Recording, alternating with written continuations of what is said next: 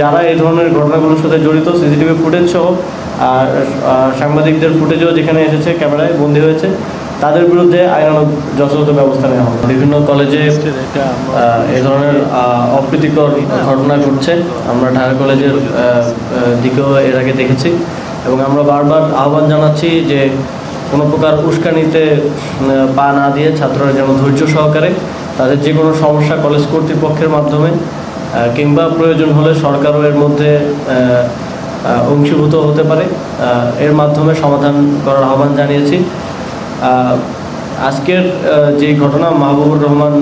মোল্লা কলেজে হামলার যে ঘটনা, এর যখন আমরা এই বিষয়টা নিয়ে কাজ করছিলাম তখন আমরা জানতে পারলাম যে প্রায় 6 দিন আগ থেকে এই ঘটনার সূত্রপাত হয় এবং একজন শিক্ষার্থী ডেঙ্গু আক্রান্ত হয়ে মারা যাওয়া, সেখানে তার সঠিক চিকিৎসা না পাওয়ার যে অভিযোগ, সেই অভিযোগ থেকে ঘটনার সূত্রপাত হয়। তবে সেই অভিযোগ ছিল ন্যাশনাল মেডিকেল কলেজ, যেটা পুরান ঢাকায় অবস্থিত, সেই কলেজের বিরুদ্ধে। কিন্তু সেখানে সোহরাওয়ার্দী কলেজ কীভাবে ইনভলভ হলো এবং এরপর পালাক্রমে হামলার প্রত্যুত্তরে হামলা, এই ঘটনাগুলোর মধ্যে কারা কারা জড়িত, ভাঙচুর সহ হতাহতের বিষয়গুলোতে অবশ্যই আইনগতভাবে ব্যবস্থা নেওয়ার প্রক্রিয়া চলমান আছে। এই ধরনের ঘটনাকে আর কোনোভাবেই টলারেট করা হবে না। আইন শৃঙ্খলা বাহিনী সর্বোচ্চ চেষ্টা করেছে যে কোনো ধরনের সংঘর্ষ এড়াতে এবং কোনোভাবেই যেন আইন শৃঙ্খলা বাহিনীর সাথে শিক্ষার্থীদের কোনো ধরনের সংঘর্ষ না হয় এবং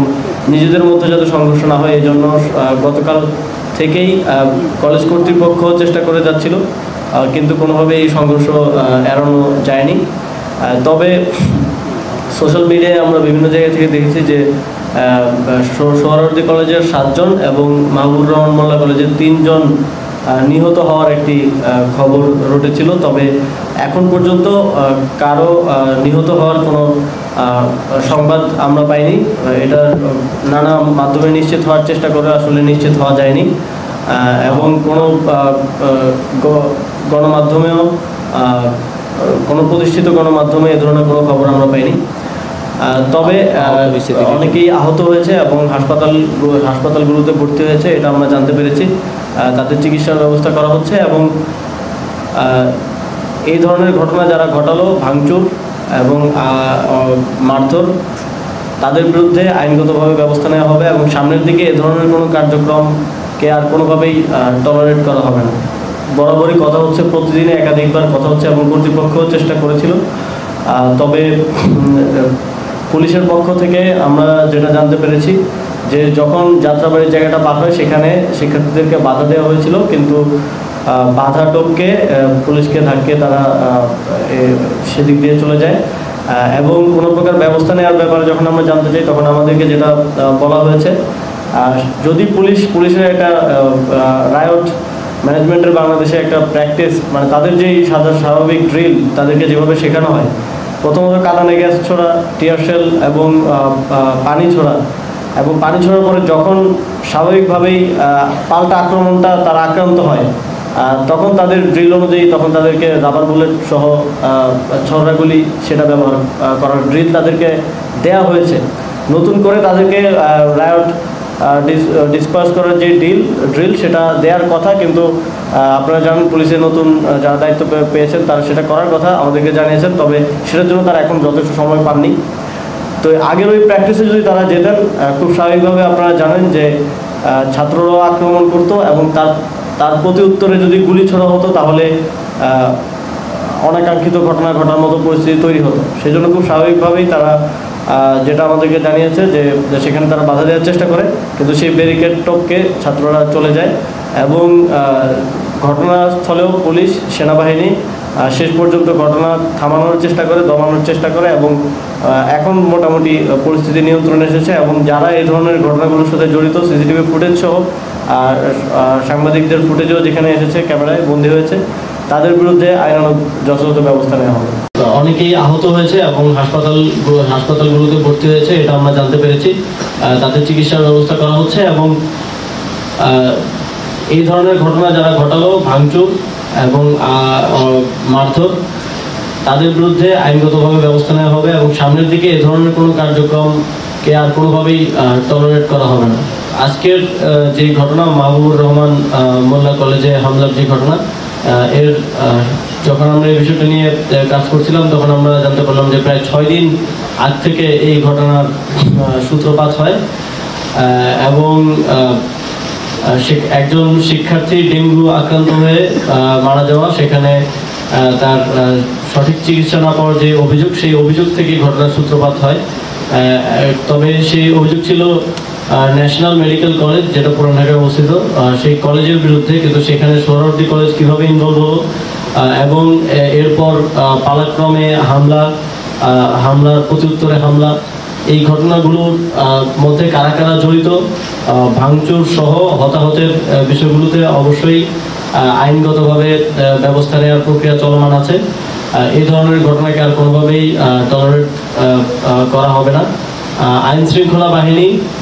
সর্বোচ্চ চেষ্টা করেছে যে কোনো ধরনের সংঘর্ষ এড়াতে এবং কোনোভাবেই যেন আইন শৃঙ্খলা বাহিনীর সাথে শিক্ষার্থীদের কোনো ধরনের সংঘর্ষ না হয় এবং নিজেদের মধ্যে যাতে সংঘর্ষ না হয়, এই জন্য গতকাল থেকেই কলেজ কর্তৃপক্ষ চেষ্টা করে যাচ্ছিল, কিন্তু কোনোভাবেই এই সংঘর্ষ এড়ানো যায়নি। তবে সোশ্যাল মিডিয়ায় আমরা বিভিন্ন জায়গা থেকে দেখেছি যে সোহরাওয়ার্দী কলেজের 7 জন এবং মাহবুবুর রহমান মোল্লা কলেজের 3 জন নিহত হওয়ার একটি খবর রটেছিল। তবে এখন পর্যন্ত কারো নিহত হওয়ার কোনো সংবাদ আমরা পাইনি। এটা নানা মাধ্যমে নিশ্চিত হওয়ার চেষ্টা করে আসলে নিশ্চিত হওয়া যায়নি এবং কোনো গণমাধ্যমেও কোনো প্রতিষ্ঠিত গণমাধ্যমে এ ধরনের কোনো খবর আমরা পাইনি।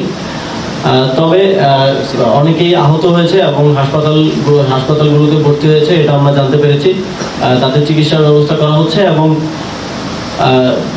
এই ধরনের ঘটনা যারা ঘটালো, ভাঙচুর এবং মারধর,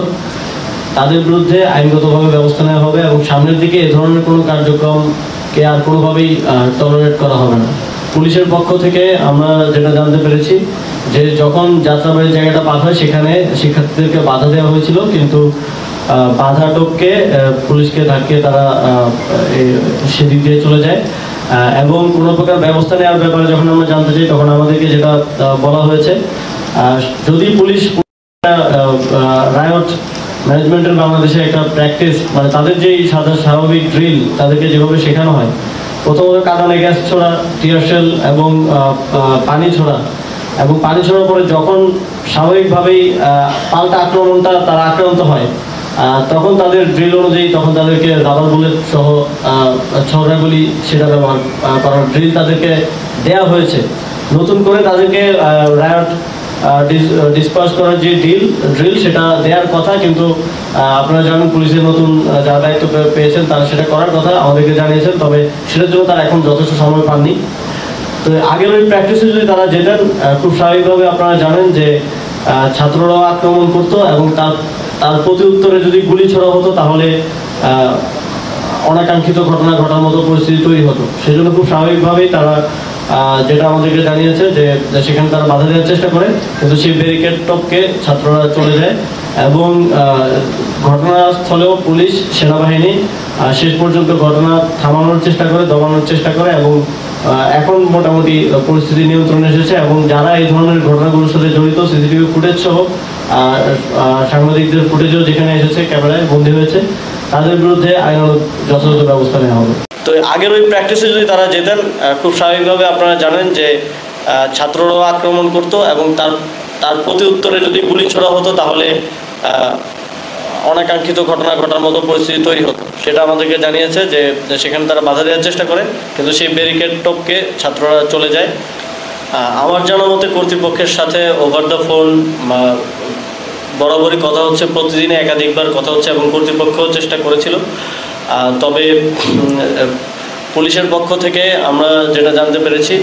যে যখন যাত্রাবাড়ির জায়গাটা পার হয় সেখানে শিক্ষার্থীদেরকে বাধা দেওয়া হয়েছিল, কিন্তু বাধা টপকে পুলিশকে ধাক্কে তারা সেদিক দিয়ে চলে যায় এবং কোনো প্রকার ব্যবস্থা নেওয়ার ব্যাপারে যখন আমরা জানতে চাই তখন আমাদেরকে যেটা বলা হয়েছে, যদি পুলিশের একটা রায়ট ম্যানেজমেন্টের বাংলাদেশে একটা প্র্যাকটিস, মানে তাদের যেই স্বাভাবিক ড্রিল তাদেরকে যেভাবে শেখানো হয়, প্রথমত কাঁদানে গ্যাস ছোড়া, টিয়ারশেল এবং পানি ছোড়া, এবং পানি ছোড়ার পরে যখন স্বাভাবিকভাবেই পাল্টা আক্রমণটা তারা আক্রান্ত হয়, তখন তাদের ড্রিল অনুযায়ী তখন তাদেরকে রাবার বুলেট সহ ছড়াগুলি সেটা ব্যবহার করার ড্রিল তাদেরকে দেয়া হয়েছে। নতুন করে তাদেরকে রায়ট ডিসপার্স করার যে ড্রিল সেটা দেওয়ার কথা, কিন্তু আপনারা জানেন পুলিশের নতুন যারা দায়িত্ব পেয়েছেন তারা সেটা করার কথা আমাদেরকে জানিয়েছেন, তবে সেটার জন্য তারা এখন যথেষ্ট সময় পাননি। তো আগের ওই প্র্যাকটিসে যদি তারা যেতেন, খুব স্বাভাবিকভাবে আপনারা জানেন যে ছাত্ররাও আক্রমণ করতো এবং তার প্রতি উত্তরে যদি গুলি ছোড়া হতো তাহলে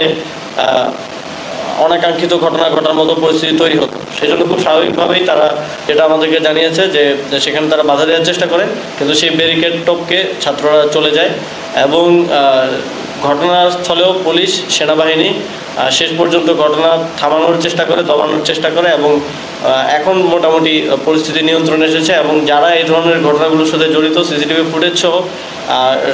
সাংবাদিকদের ফুটেজও যেখানে এসেছে ক্যামেরায় বন্দী হয়েছে, তাদের বিরুদ্ধে আইনানুগ যথাযথ ব্যবস্থা নেওয়া হবে।